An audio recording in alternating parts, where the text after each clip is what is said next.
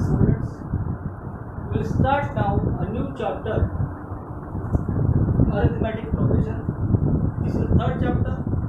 So in arithmetic progression, there is a first definition, that is the definition of a sequence. So what is mean by sequence? Sequence किसको कहते हैं? Sequence, a set of numbers are arranged in a definite order like a natural numbers is called sequence. Sequence क्या होता है बेटा? तो ये नंबरों का सेट है, पर नंबरों का सेट कैसे? डेफिनेट ऑर्डर से आए हुए नंबर से। जैसे कि नेचुरल नंबर स्टार्टेड फ्रॉम, आपको पता है example, natural number started from 1 के बाद आएगा 2 के बाद आएगा 3 के बाद आएगा 4 and so on. This is natural, this all are natural numbers. Okay, so इस टाइप से अगर सेट आता है, सेट कैसा चाहिए आपको बेटा? सेट आपने क्लास 9 में पढ़ा है। ओके, हम उसके डिटेल्स में नहीं जाएंगे। तो सेट में आपको क्या चाहिए? लेकिन डेफिनेट ऑर्डर चाहिए। डेफिनेट ऑर्डर अगर नहीं है तो सीक्वेंस नहीं रहता। सीक्वेंस है कि नहीं ऐसा क्वेश्चन आएगा। फिलहाल हमने इतना समझ लिया बेटा। If there is a definite order or definite order, then we say that there is a sequence. The set of all numbers in a definite arranged in a definite order. इतना ध्यान में रखना। तो पहली डेफिनेशन हुई definition of. अब ये sequence है, तो सीक्वेंस में पहले नंबर पे आया है या दूसरे नंबर पे आया है 2, तीसरे नंबर पे आया है 3, चौथे नंबर पे आया है 4। ये 1 2 3 4 2 हम कहते हैं टर्म। जो फर्स्ट नंबर पे आई वो first term T1, second number पे आई वो second term T2, third number पे आई वो third term T3, fourth number पे आई वो फोर्थ टर्म T4। सब पे हमने नेक्स्ट एग्जांपल लिया 2 4 6 8 एंड सो ऑन। तो यहाँ पर भी जो फर्स्ट टर्म है, ये सेकंड टर्म है, थर्ड टर्म है और ये टर्म है। ओके, तो पहले आप ये डेफिनेशन लो, सीक्वेंस, अरिथमेटिक प्रोग्रेशन में पहली डेफिनेशन सीक्वेंस।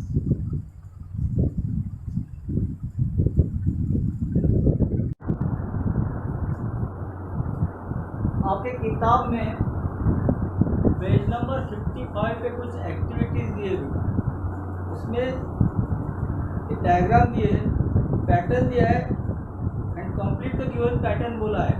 उसमें दिया क्या है? तो पैटर्न में पहले एक सर्कल दिया है, फिर 3 सर्कल दिए हैं, फिर 5 सर्कल है, फिर 7 सर्कल है। 1 3 5 7। आपको देखना है बेटा कि डेफिनेट ऑर्डर क्या है। 1 3 5 तो आप बोलोगे भाई ये पहली टर्म हम इसको कहते हैं T1, दूसरी टर्म है ये है T2, तीसरी टर्म है ये है T3, चौथी टर्म है ये है T4। आपको वहाँ पे समझाने के हिसाब से बता रहा हूँ। तो पहले टर्म में हमने 2 मिलाए, 3 में हमने 2 मिलाए 5 में हमने 2 मिलाए तो ये 7 मिल गए, यानी कि 4 मिल गए। और हमें मालूम है कि आप ये नहीं बोल सकते इसमें अगर 2 मिलाए तो 9 हो जाएंगे और 2 हो जाएंगे 12। इस तरह से ये सीक्वेंस बढ़ते जाए। फर्स्ट नंबर पे आई T1, सेकेंड नंबर पे आई बेटा T2। नो डाउट T2 की वैल्यू यहाँ दी है, ध्यान में रखना, इसमें बहुत कंफ्यूजन हो चुका। नंबरिंग के हिसाब से थर्ड नंबर पे आई है 5 T3, फोर्थ नंबर पे आई है 7 ये T4, फिफ्थ नंबर पे आई 9 T5 6 नंबर पे जो आएगी वो नंबर यहाँ लिखेंगे लेकिन T6 इस तरीके से सीक्वेंस के साथ सीरियल नंबर पे अगर n नंबर पे कोई टर्म आती है तो हम उसे TN कहते हैं। That is called as the it means terms in a sequence ordered terms are represented as a T1 T2 T3 up to Tn। जैसे कि मैंने यहाँ लिखा 1 3 5 7 9 आगे और लिख सकता हूँ। Okay, in general sequence is written as a Tn। Generally हम इसे लिखते हैं Tn। तो Tn का मतलब है ये n तक के सीक्वेंस जा रहा है। If the sequence is infinite for every positive integer n, there is a Tn। यानी हम इसको Tn लिखे बेटा, तो Tn करते हैं। अब कुछ बच्चे बोलेंगे सर आप समझो ये नहीं है, आप Tn नहीं है, कहाँ तक के टर्म दिए अभी तक आप क्या लिखो T5 तक के टर्म्स है। यानी यहाँ n की जगह आए 5 T1 T2 T3 T4 और T5 लास्ट टर्म है T5। ओके, तो इस तरीके से टर्म्स हम फाइंड आउट करते हैं। फर्स्ट नंबर पे आई T1, सेकंड पे आई T2, थर्ड पे आई T3, फोर्थ पे आई T4, फिफ्थ पे आई T5, 10 पे आई T10, 100 पे आई T100 और nth नंबर पे आई तो हो जाएगी Tn। ओके, इसी तरीके से पेज आप चेंज करोगे तो आपके नेक्स्ट पेज पे और एक डायग्राम दिखेगी, उसमें ट्रायंगल्स भी है बेटा। पहले है नंबर ऑफ ट्रायंगल 5, उसके बाद 8 है, उसके बाद 11 है। आप इजीली काउंट करते हो कि 5 में कितने ऐड किए 3, 8 हो गए, 8 में 3 ऐड किए 11, 11 में 3 ऐड करोगे नेक्स्ट, उसमें 3 ऐड करोगे नेक्स्ट, इस तरीके से आप पैटर्न फिलअप करोगे। ओके, तो ये नेक्स्ट एक टर्म्स इन द सीक्वेंस आप लिखिए।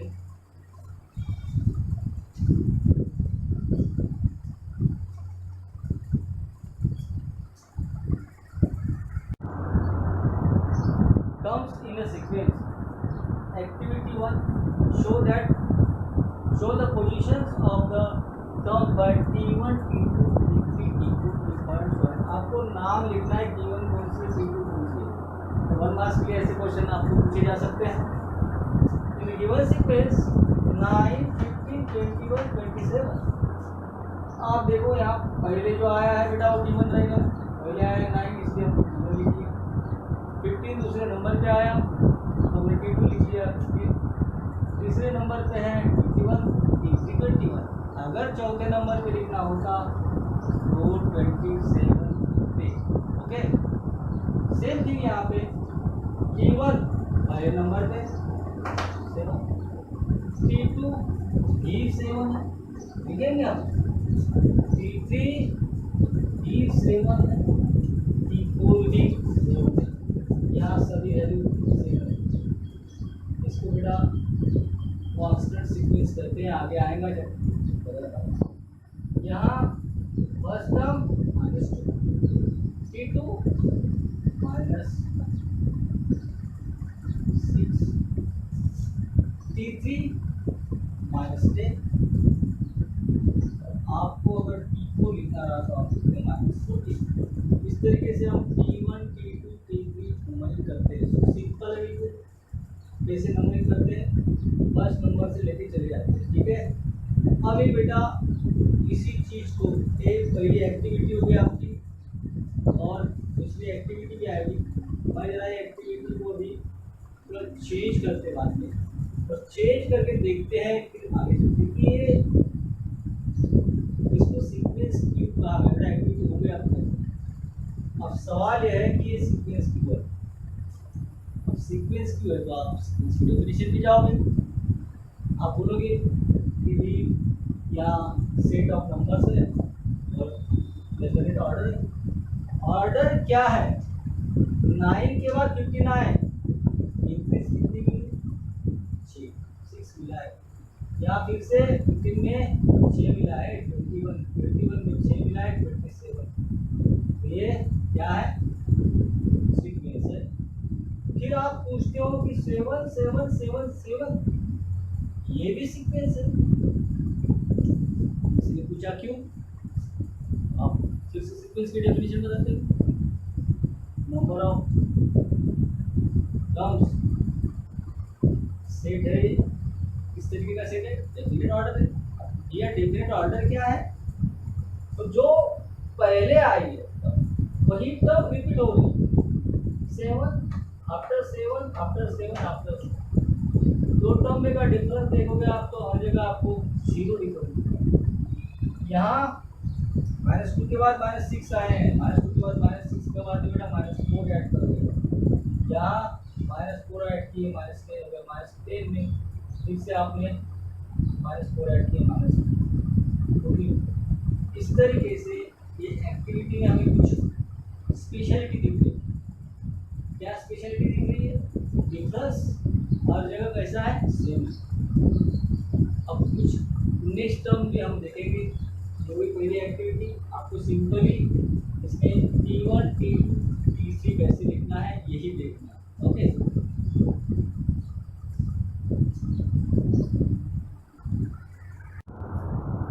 एग्जाम में टोटल ऐसे 5 क्वेश्चन किए हैं। पहला क्वेश्चन लिया हमने बेटा 1 4 7 10। इसके बाद यहाँ कौन सा नंबर आएगा, यहाँ कौन सा नंबर आएगा, वो नंबर आपको देना। तो हम जस्ट चेक करते बेटा, चेक करने के दो तरीके हैं, एडिशन सब्ट्रैक्शन, यानी कम होते ज़्यादा होते हैं, या दूसरा है मल्टीपल होते हैं या कम होते हैं। एक है एडिशन के हिसाब से या सब्ट्रैक्शन के हिसाब का एक हो गया, और मल्टीप्लिकेशन या डिवीजन के हिसाब का दूसरा। दो तरीके। तो यहाँ देखते हैं 1 के बाद 4 हुआ है, मल्टीप्लिकेशन के बाद 4 होगा, लेकिन 7 और 4 में ये रिलेशन एग्जिस्ट नहीं होता। तो हम यहाँ प्लस वाली बात देखते हैं। हाँ, 1 में 3 मिला है तो 4 होगा, 4 में 3 मिला है 7 होगा, 7 में 3 मिला है 10 हो गए, 10 में 3 मिला है आप लिख लीजिए यार 13 हो गए, 13 प्लस 3 16 हो गए। इस प्रकार से आप सीक्वेंस को आप देख सकते हो। बेटा इस चैप्टर का नाम है अरिथमेटिक इक्वेशन, चैप्टर का नाम है, अरिथमेटिक इक्वेशन हम पढ़ने के ना ये जो है ये हम पढ़ रहे हैं।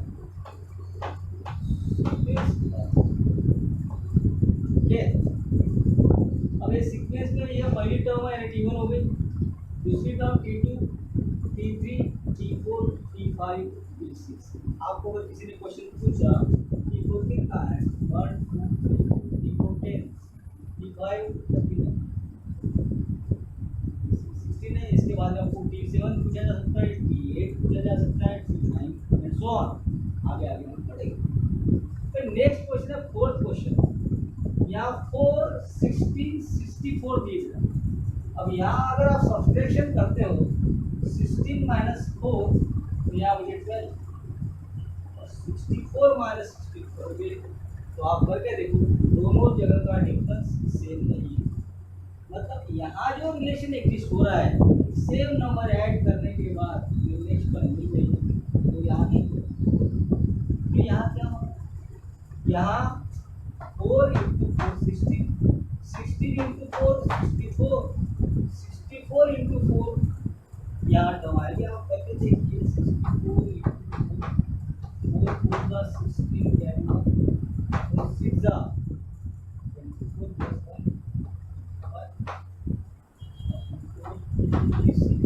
नेक्स्ट टर्म आपको लिखना है 256 इंटू 4। आप करके देखिए 4 6 जा 4 5 जा 20 plus 22 2 जा 8 plus that's comes out to me 1 0 4। now again 1 0 4 2 1 0 2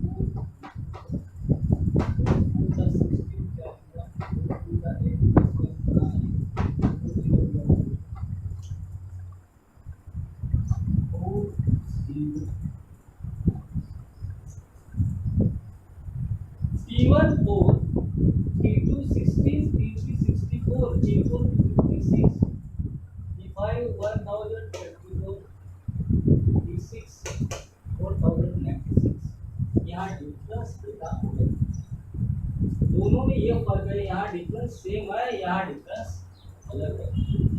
difference same है फिर भी सीक्वेंस डिफरेंस अलग है फिर भी सीक्वेंस है। क्यों कि डेफिनेट ऑर्डर इसको है। अरे पहले टर्म को 4 से मल्टीप्लाई कर दिया, दूसरी टर्म को 4 से मल्टीप्लाई करने के बाद तीसरी टर्म, यानी यहाँ जो हमें ऑर्डर चाहिए, डेफिनेट ऑर्डर जो चाहिए वो एग्जिस्ट हो रहा है। ठीक है, तो ये सीक्वेंस हो गया। ध्यान में रखना बेटा, सीक्वेंस और अरिथमेटिक प्रोग्रेशन में डिफरेंस है जो मैं अभी आपको क्लियर करके दूंगा। सीक्वेंस ये भी है, सीक्वेंस ये भी है, लेकिन जो आप अरिथमेटिक प्रोग्रेशन की बात करोगे यही दोनों में, तो ये अरिथमेटिक प्रोग्रेशन रहेगा, ये अरिथमेटिक प्रोग्रेशन नहीं रहेगा। अब क्यों नहीं रहेगा ये आप समझ लो अच्छे से। इसलिए नहीं रहेगा, यहाँ difference between two consecutive number is same, ये डेफिनेशन में लिख के देता हूँ आपको, क्योंकि यहाँ हर एक कॉन्सेक्यूटिव दो टर्म में का डिफरेंस सेम है। यहाँ difference between two consecutive terms same नहीं है, यानी T2 minus T1, T3 minus T2, T4 minus अलग अलग आता है। नेक्स्ट में आपको अरिथमेटिक प्रोग्रेशन की डेफिनेशन लिख के दूंगा, उससे पहले पहला क्वेश्चन, फर्स्ट क्वेश्चन और 3 क्वेश्चन है, 3 क्वेश्चन से बीच में उसका आपको इसमें आप दे देता हूँ। उसके बाद अपन अरिथमेटिक प्रोग्रेशन, ओके।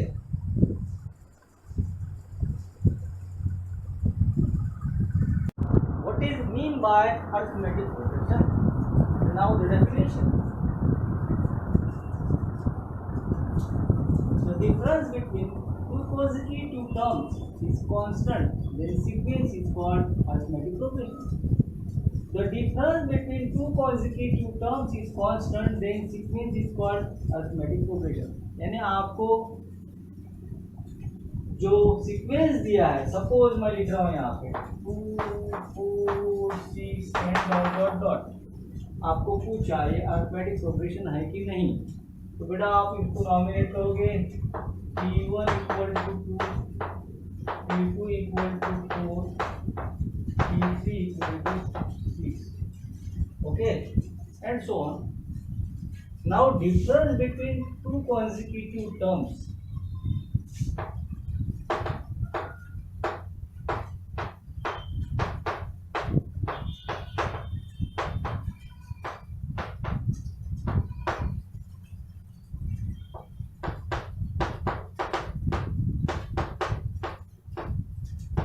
तो यहाँ देखो बेटा T2 माइनस T1, उसके बाद T3 माइनस T2 और T हो गया T2 minus T1, T3 minus, अगर यहाँ T4 का तो T4 माइनस T3 ले लेता। करके देखते क्या है, 4 T2 4 T1 2, 4 minus 2 that comes up to 2, T3 minus T2 6 minus 4, that so difference between two consecutive terms, it means T2 minus T1 equal to T3 minus T2 equal to 2 means constant, और अगर difference constant है तो बेटा ये arithmetic progression रहता है, because of that 2 4 6 and 80। आपको next में ऐसे क्वेश्चंस आएंगे एक्सरसाइज में, these are arithmetic progressions or not. तो आप सबसे पहले 2 4 6 ये सीक्वेंस हो गया बेटा, यहाँ एक T1 हो गया, एक T2, एक T3, और यहाँ पे T2 minus T1, T3 minus T1। अगर ये सीक्वेंस आपका, सपोज ये सीक्वेंस अगर आगे चल के ये टी एन भी टर्म है और ये एन प्लस वन भी टर्म है, हमें यही लिखते लिखते यहाँ लिखा रहता T n plus one minus T n, जैसा T two minus T one है वैसा ही T n plus one minus T n, और इसको हम लिखते हैं बेटा डी, इसी को हम लिखते हैं D, D is called as a common difference,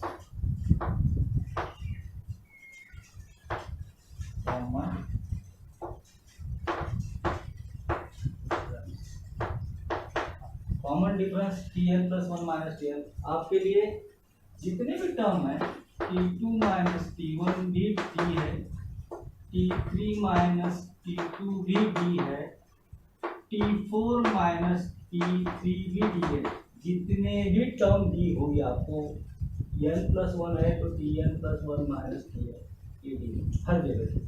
और ये अगर डी सेम आती है बेटा, हर जगह कांस्टेंट आती है तो ये अरिथमेटिक प्रोग्रेशन होगा, अन्यथा ये अरिथमेटिक प्रोग्रेशन नहीं होगा। फिर क्वेश्चन अगर है this is an arithmetic progression और नॉट, तो आप ख्याल में रखना टेक्निक T1 T2 T3 नाम दे देना जहाँ तक भी है वहाँ, सीधा शुरू करने का जहाँ तक के वहाँ, और डिफरेंस अगर सेम है आखिर तक के तो एक ही है, जहाँ डिफरेंस सेम नहीं आया वहाँ लिख लेने का difference or not same because of that this is not an arithmetic progression. मैं आपके इंफॉर्मेशन के लिए बता दूं कि अपने पहला और चौथा क्वेश्चन लिया था, इसके पहले अभी पहला जो है वो अरिथमेटिक प्रोग्रेशन है क्योंकि डिफरेंस सेम है, और फोर्थ क्वेश्चन में अपने मल्टीपल देखा था उसको बेटा ज्योमेट्रिक प्रोग्रेशन कहते हैं। ज्योमेट्रिक प्रोग्रेशन आपका निकाल दिया है, 2-3 साल के पहले आपको था, वो अभी नहीं है, आप 11th-12th में पढ़ोगे।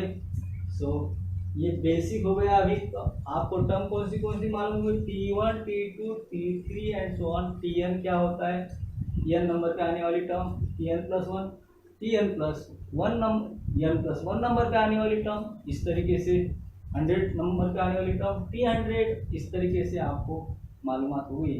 फिर D क्या है, तो D को हम कहते हैं कॉमन डिफरेंस। कॉमन डिफरेंस कैसे निकालते, तो बेटा अगर अरिथमेटिक प्रोग्रेशन है तभी ही हम कॉमन डिफरेंस बोलते हैं। Difference between any two consecutive term that is the common difference, और वो सेम रहेगा तब अरिथमेटिक प्रोग्रेशन रहेगा, सेम नहीं है वो अरिथमेटिक प्रोग्रेशन नहीं है। कॉमन डिफरेंस अगर अलग अलग आता है तो वो अरिथमेटिक प्रोग्रेशन नहीं रहेगा। हाँ वो क्या रहेगा, वो सीक्वेंस जरूर रहेगा, बात समझ लेना, वो सीक्वेंस रहेगा, वो अरिथमेटिक प्रोग्रेशन नहीं रहेगा। ओके,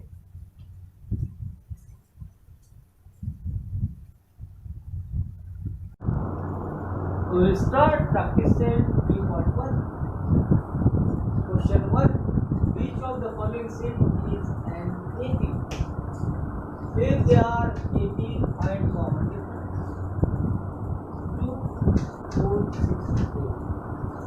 हमने जो पढ़ा वो हिसाब से सबसे पहले following set is an AP के लिए आवश्यक चीज़ें क्या, तो आपको मालूम है difference between any two consecutive terms should be constant. तो पहले टर्म्स लिख लेना बेटा, जितने भी क्वेश्चन आए सिर्फ एक ही पैटर्न है, इसलिए आप अच्छे से देख रहे क्वेश्चन को, एक क्वेश्चन जैसा है बाकी सभी क्वेश्चन वैसे सेम पैटर्न से चलना है, आप खाली चेंज होंगे। या फर्स्ट टर्म आइए एक, तो आप लिखोगे हेयर, पहली टर्म है T1, second term T2, 4, T3, 6 and T4, yes, okay. Then difference between any two consecutive terms is called the common difference. तो हम लिखेंगे नाम T2 minus T1, लिखो इक्वल टू माइनस T1, आगे चलो T3 minus 6 minus 4, T4 minus 8 minus 6। जितनी ही term है इसके आगे की टर्म रहेगी तो हम आगे की टर्म की लिख रहे थे, जितनी टर्म की लिख रहे। आप अब देखते हो बेटा यहाँ पर भी टू आता है डिफरेंस, यहाँ पर भी टू, सॉरी 8 माइनस 6 यहाँ पर भी टू आता है ना। So difference between any two consecutive term is constant. Because of that, ये आप लिखोगे difference between any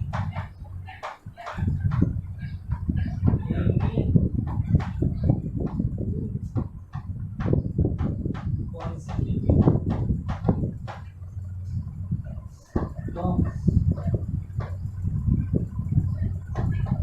is not equal constant because of that is and here very question है if they are AP find the common difference। AP है तो common difference कितना है P equal to हम मालूम है P2 minus P1 P3 minus P2 P4 minus P3 Pn plus 1 minus Pn direct लिख लेना बेटा कितना है ये क्या है कॉमन डिफरेंस का आप इससे आगे लिख सकते हो common difference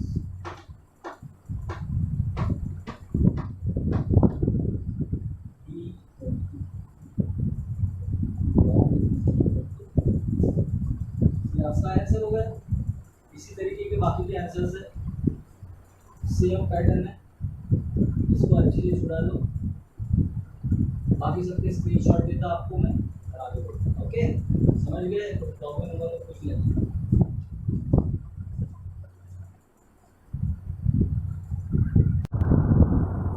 next question 2 5 by 2 3 7 upon 3 P1 2 P2 5 upon 2 P3 3 P4 7 upon 3। now T2 minus T1 5 upon 2 minus 2 upon 1 ये सेम ऐसा ही, लेकिन यहाँ पे सब्सट्रैक्शन है तो बेसिक में हुआ था और ये आपका बिल्कुल बराबर होना चाहिए। क्रॉस मल्टीप्लिकेशन करो 5 into 1 बेटा 5 minus sign 2 into 2 upon 5 minus 4 upon 2 that comes up to be 1 by 2। okay now P3 minus 3 upon कुछ नहीं कर लिया minus 5 upon 2 क्रॉस मल्टीप्लिकेशन 3 2 का 6 5 1 जा 5 2 1 जा 6 minus 5 1 upon 2 दो जगह सेम वैल्यू है। आगे चलो फिर P3 minus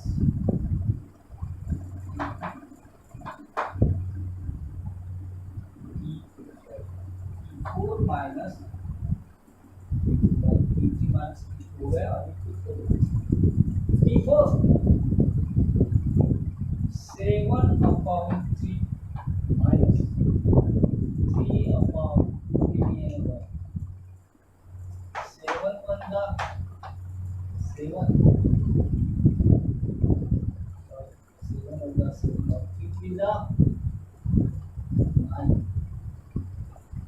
upon माइनस क्या दिख रहा बेटा difference between two consecutive terms यहाँ सेम है यहाँ सेम नहीं आया तो आप सीधा सीधा लिख लो डिफरेंस बिटवीन यानी two consecutive terms not same, same नहीं है इसलिए ये भी नहीं रहेगा और ये भी नहीं रहेगा तो कॉमन डिफरेंस निकालने की जरूरत नहीं है। आप लिख लोगे difference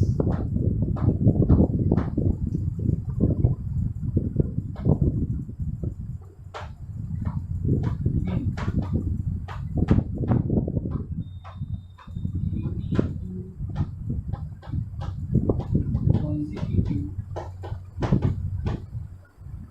terms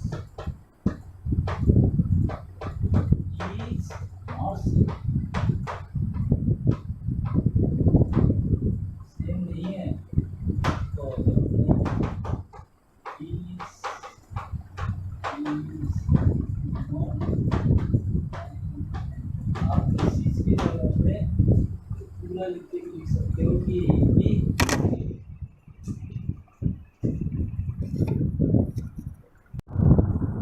चलो एक क्वेश्चन को करेक्ट करके चलाते हैं।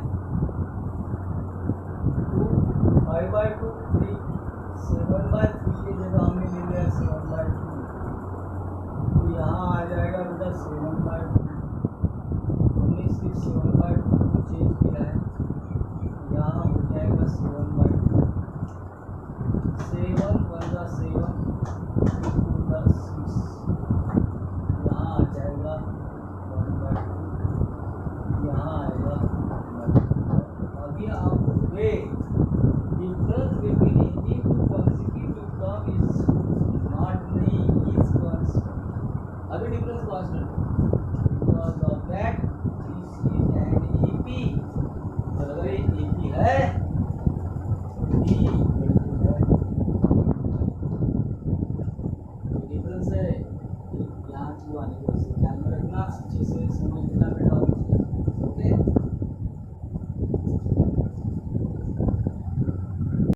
Next question 4। आपके किताब के हिसाब से ले लो 0.3 0.33, यहाँ पे आपको किताब 0.0333 दिया था, इसके सामने 0 किताब के हिसाब से ले रहे, जरा ख्याल देना अच्छे से। सो है TL equal to 0.3, P2 equal to 0.34, P3 equal to 0.0,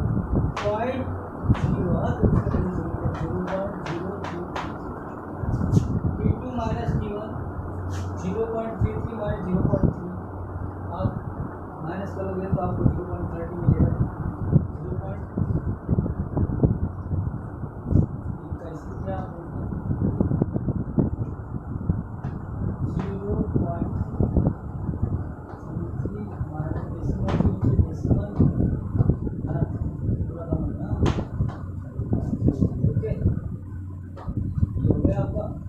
0.33 term है T3 माइनस T2, यहाँ ख्याल में अच्छे से क्या लिखा है 0.0333 माइनस 033, यहाँ ये नंबर इससे बड़ा है, सो डिफरेंस निकालते वक्त बड़े नंबर में छोटा नंबर निकालना और बड़े नंबर का साइन देना बेटा। ये रूल हमने यहाँ अप्लाई किया 0.033 माइनस 0.033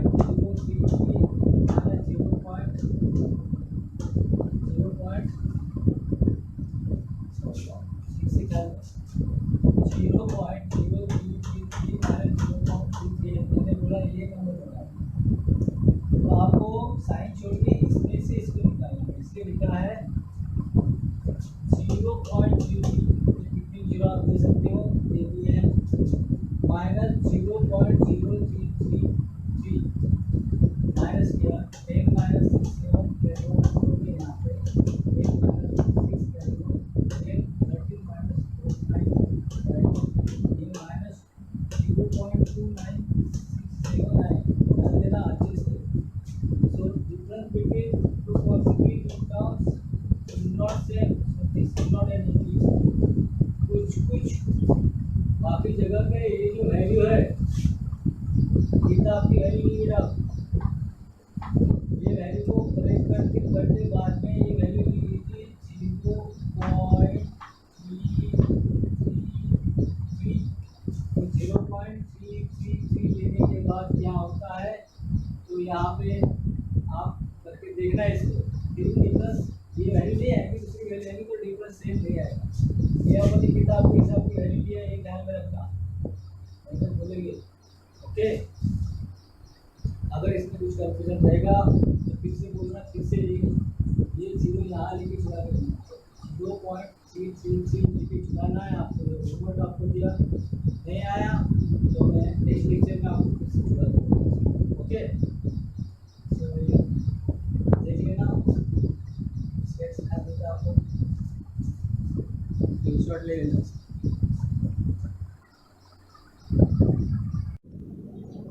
3.1 में नेक्स्ट क्वेश्चन दिए है सेकेंड में, when first term and common difference is given right and AP।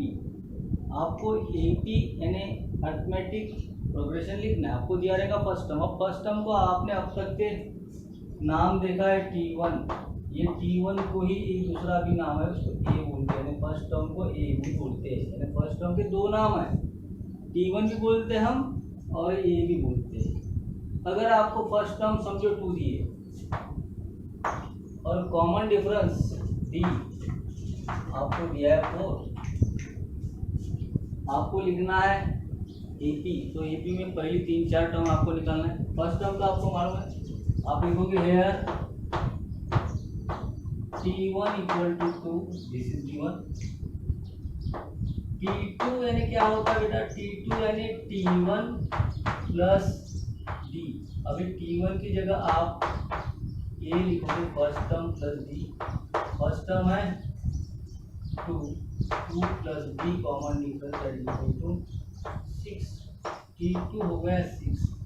फिर T3 कैसे निकालोगे, तो T2 में कॉमन डिफरेंस डाल दो, T2 plus D, T3 equal to 6 plus common difference है 4, T3 equal to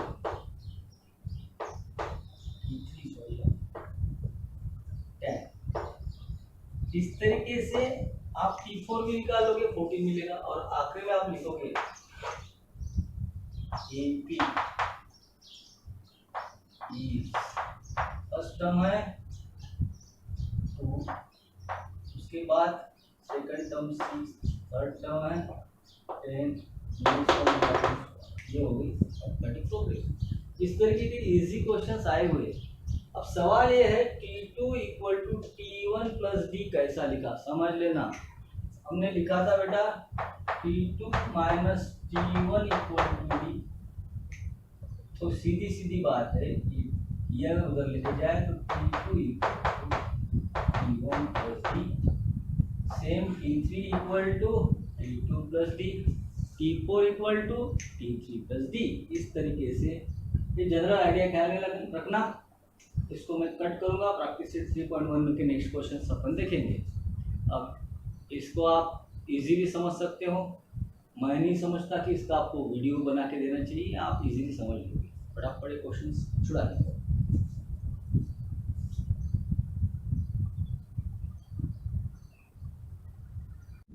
So question is given, write and AP whose first term is A and common difference is D in each of the following। पहला question A की value दी है 10, D की value दी है 5। आप simply start करोगे, ये का मतलब होता है T1 given 10,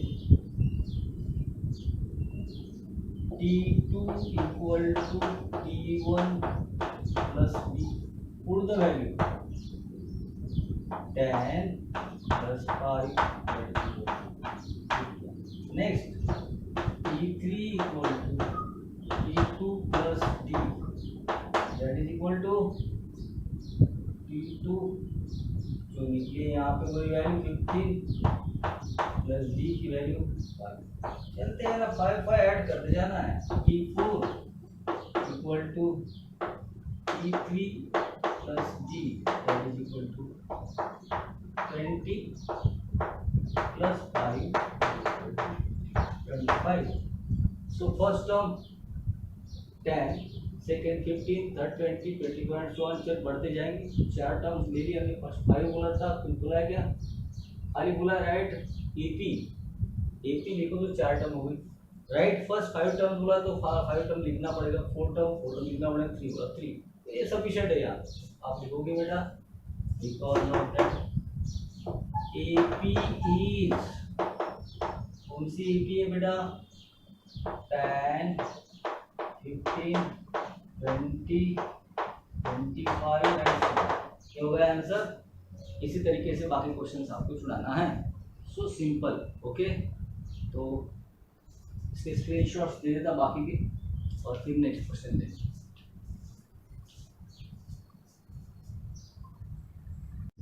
next question, third question, A equal to -7, B equal to 1/2 यानी 0.5 होते हैं।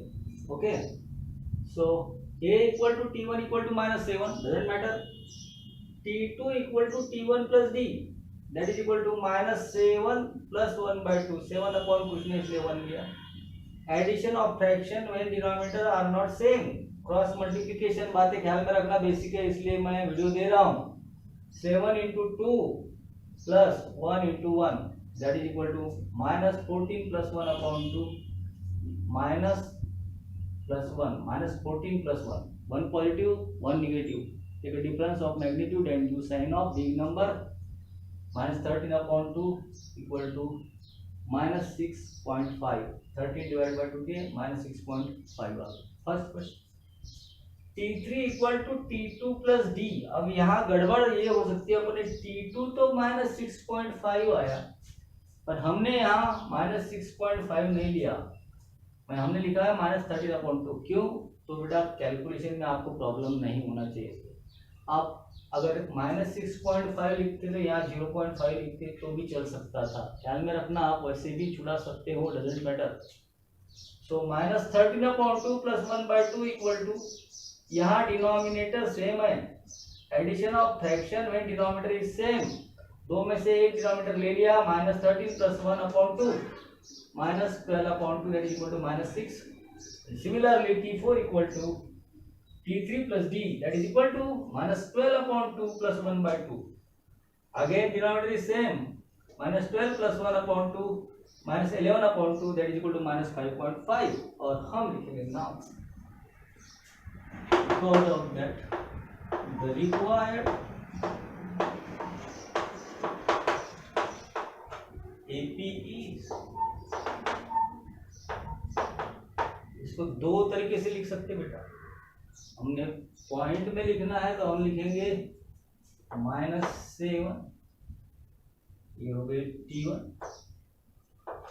T2 -6.5, T3 -6, T4 -5.5।